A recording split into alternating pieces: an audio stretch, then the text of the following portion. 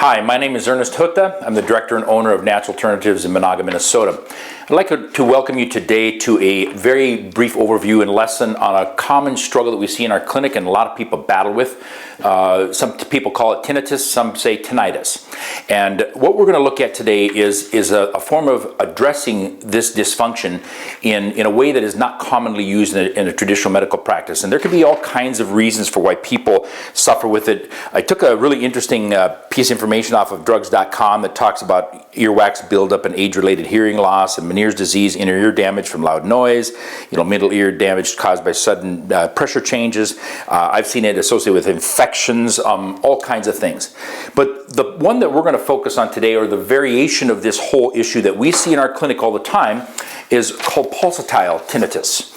So what this involves is really understanding the compression of blood supply that goes to the entire cranial and ear structure. And so you can see these vertebral arteries and blood supply, carotids, all these that come up and feed the entire head and skull also have blood supply that feed into the ear and the canal and so on.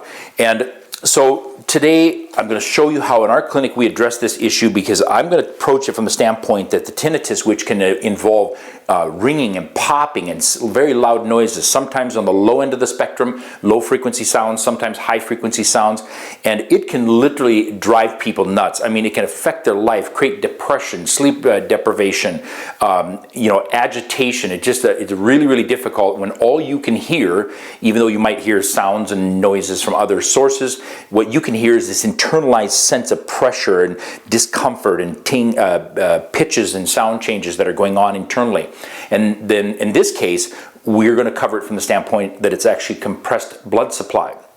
And so, number one, I look at compressed blood supply from the standpoint of the cervical structure. So in her case, you can see I've got the pads hooked up here to the ears because I want to drive this current, as I'm going to use microcurrent therapy, and we specialize in electroacutherapy here, and we use it for treating the entire body on the human being. So I'm going to go through here now and I'm going to probe, and this machine is set up right now so that the current, the positive or negative pole is here and the other opposing pole is here. So it's driving this current through the entire cervical structure, the occipital ridge, even into the upper back, and the entire time that current is coming back out over here to each of these ears. So it's affecting the ear canal, the blood supply, the neurological supply.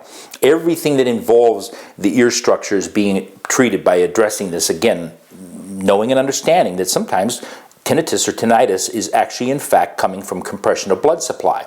And so the variant that I always look for whenever people come in and they've tried all kinds of different things, medications and drugs and alternative options, is I always ask them, can you hear or feel a pulsing of your blood supply in the head with this pitches?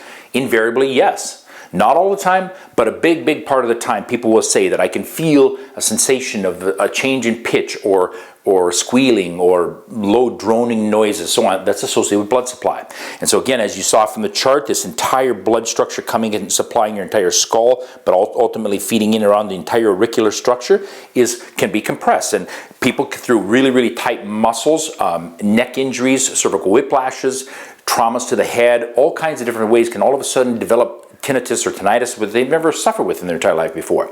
Now, obviously, there are people that have it associated with Meniere's disease or ear infections from childhood, also very commonly associated with having been exposed to very loud sounds in a person's life, maybe power saws or work environments that create a lot of exposure and damage to the ear structure.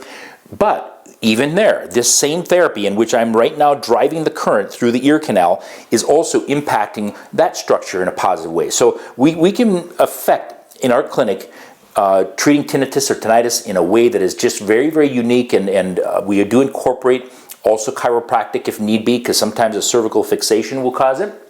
And then the other thing that we deal with is Dr. Mark Wheaton on our staff does a procedure called prolotherapy. And so sometimes if you go on the internet and research a syndrome called Bray-Liu syndrome, it's spelled B-A-R-R-E-L-I-E-O-U, two medical doctors who ended up determining an unstable cervical can cause tinnitus or tinnitus. So my goal here today is to help you understand there are options that you can research. Look at the trailer, come and check out Natural Alternatives in Monaga, Minnesota. We also have clinics in Excelsior, Dr. Gottenberg in Pelican Rapids, and we all work together collectively to give people hope for this issue, because it really compromises your life. Thank you.